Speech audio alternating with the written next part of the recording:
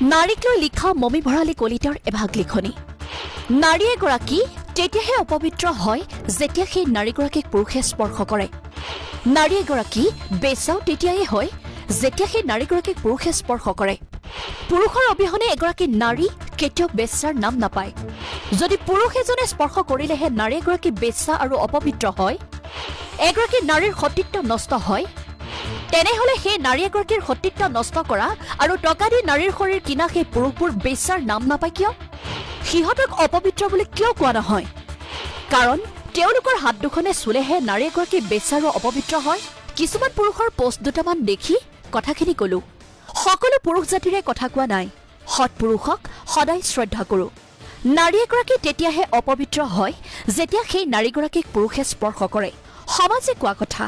আৰু নাৰী এগৰাকী বেচাও তেতিয়াহে হয় যেতিয়া সেই নাৰীগৰাকীক পুৰুষে স্পৰ্শ কৰে, সমাজে কয়।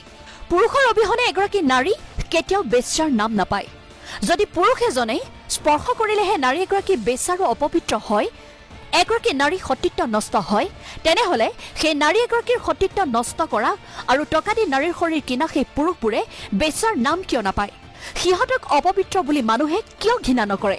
কাৰণ তেওঁলোকৰ হাত দুখনে চুলেহে নাৰী এগৰাকী বেচা আৰু অপবিত্ৰ হয়। সকলো নাৰীয়ে এটা বিলাসিতা জীৱন কটাবলৈ শৰীৰ বিক্ৰী নকৰে। কিছুমানে পেটৰ ভোকত নাইবা পৰিয়ালটো কাৰোবাৰ চিকিৎসা বা অন্য কোনোবা সমস্যাত বা পৰিস্থিতিতহে নিজৰ শৰীৰ বিক্ৰী কৰে। কিন্তু শৰীৰ কিনিবলৈ যোৱা সেই পুৰুষজনে সেই নাৰীগৰাকীক এবাৰ সোধেনে তেওঁ কি পৰিস্থিতিত এই বৃত্তিটো বাছি ললে?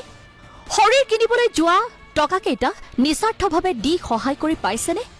যদি তেনেকুৱা কোনোবা নাৰী পায়, শৰীৰ কিনা টকাকেইটাই সহায় কৰি ভাল পথ এটা দেখুৱাই দিব।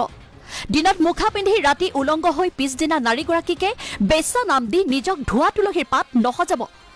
এজন লেতেৰা পুৰুষে চুলেহে এগৰাকী নাৰী বেচা আৰু অপবিত্ৰ হয়। ধৰ্ষণ কৰা এগৰাকী নাৰীও ধৰ্ষণকাৰী পুৰুষজনৰ বাবেহে অপবিত্ৰ হয়।